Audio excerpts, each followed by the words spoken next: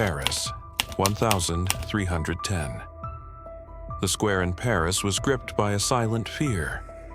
People had gathered, sunk into a heavy and ominous anticipation. 54 individuals stood ready in the square, marked by the court as those to be punished. In the limited records that have survived to the present day, it is stated that the sentence handed down for these 54 people was death. Yet the records contain neither interrogations, nor formal accusations, nor confessions. The sentence exists, but who they were and what crime they were judged for remains unknown. Centuries later, when the Vatikan Archives were opened to researchers, it became clear that similar gaps appeared repeatedly in other records as well.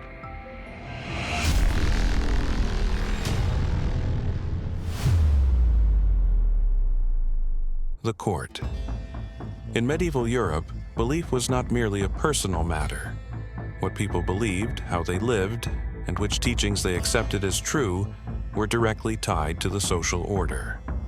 Certain religious communities deviated from the church's teachings and questioned its wealth and the authority of the clergy.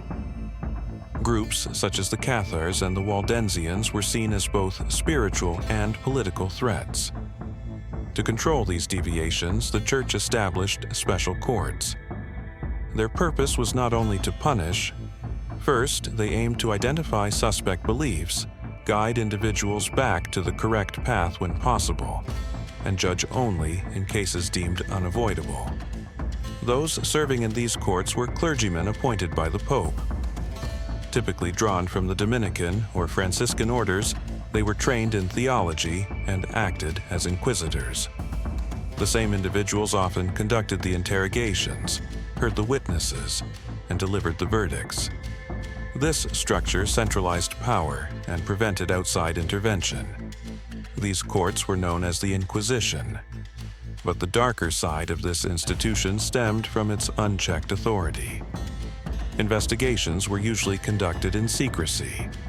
Witnesses remained anonymous, and defendants were never told who testified against them.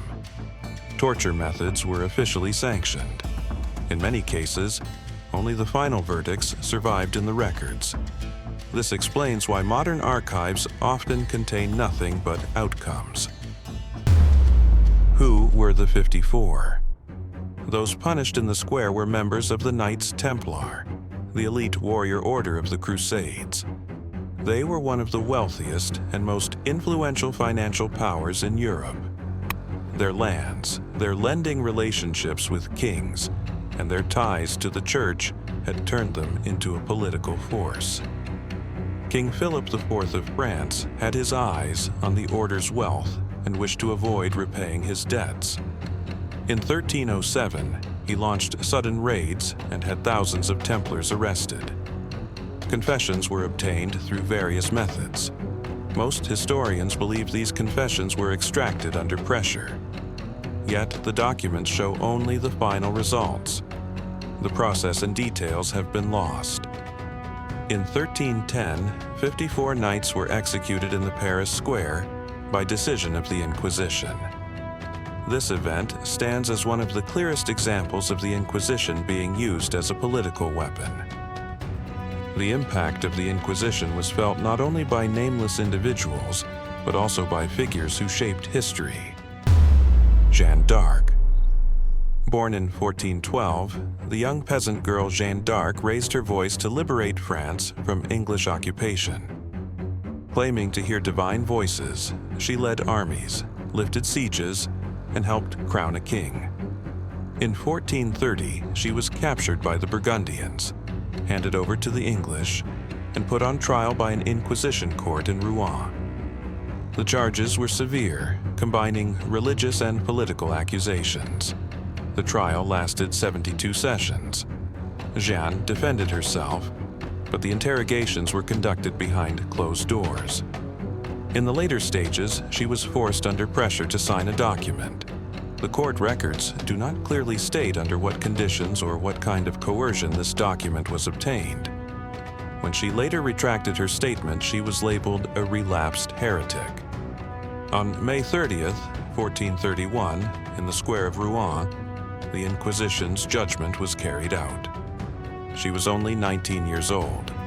The trial transcripts have survived to this day, yet many details remain concealed. Galileo and others. By 1633, in Rome, the target of the Inquisition was no longer only belief, but new ideas and science. Galileo had observed the heavens with a telescope and argued that the Earth revolved around the sun. The Church, which held that Earth was the center of the universe, considered this view dangerous. Galileo was summoned before the Roman Inquisition. The trial was conducted in closed sessions. The threat of torture and intense pressure were part of the process. Most of the court records have survived, yet these documents do not clearly reveal under what fears or threats Galileo chose to renounce his views.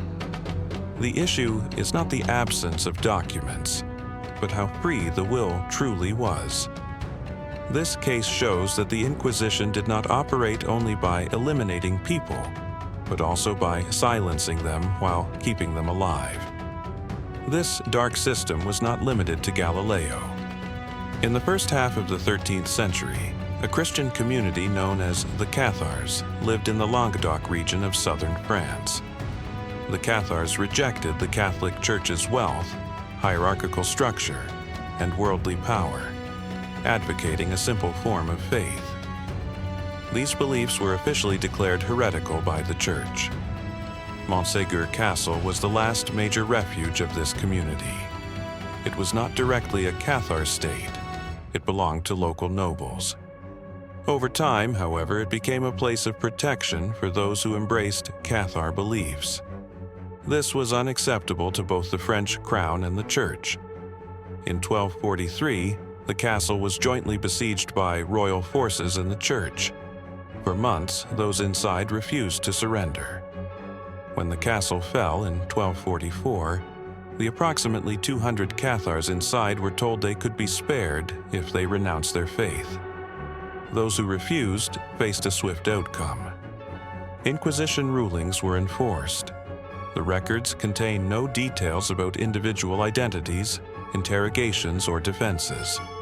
There is only a date, a place, and a verdict. Montsegur is regarded as one of the clearest examples of the Inquisition targeting not just individuals, but an entire belief community. The darkness of the Inquisition was not limited to famous cases. Many trials appear in the records with outcomes preserved, but with missing or entirely lost processes. During the 15th and 16th centuries, accusations of witchcraft became prominent, especially in Central and Western Europe. Most of those accused were ordinary people: peasants, midwives, healers, women living alone. Accusations often began with an informant's claim, progressed through secret interrogations, and ended with records that preserved only the verdict. Neither witness testimonies nor the methods used to obtain confessions were documented in detail. In Inquisition archives, some cases appear as nothing more than single-line conclusions. There is a name, a date, and a decision, but no description of the accusation itself. These gaps are particularly common in archives from Spain and southern France. Another notable category involves hidden faith cases. These concerned individuals of Jewish or Muslim origin who had converted to Christianity but were suspected of secretly maintaining their former beliefs. In these trials, interrogations were conducted in secrecy.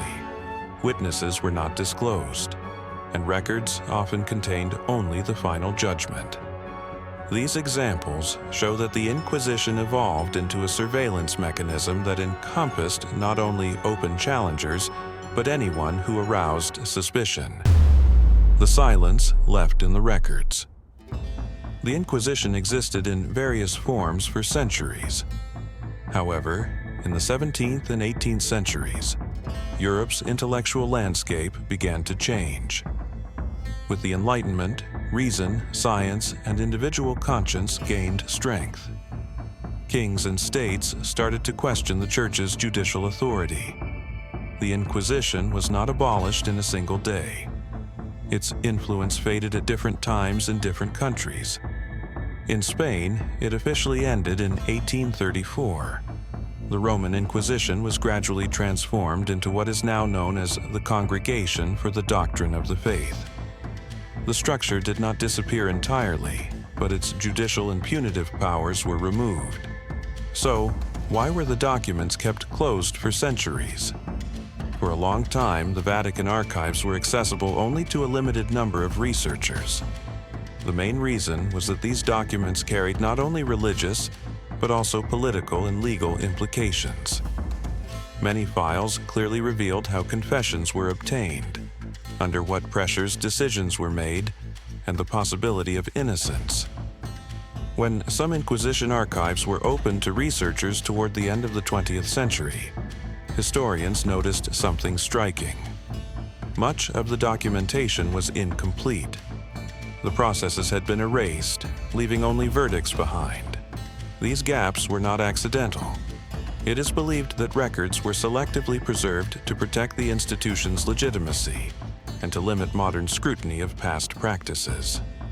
Today, when we think of those 54 Knights Templar, Jeanne d'Arc, the Cathars, or Galileo, we are not only thinking of silenced lives, but of how power, secrecy, and fear can become institutionalized. A single accusation, a suspicion, or a sealed file can irreversibly alter lives in any era. This story reminds us that decisions recorded in history do not always reflect the full truth. What disturbed you most in this story? The verdicts themselves, the hidden documents, or the people whose names we will never know?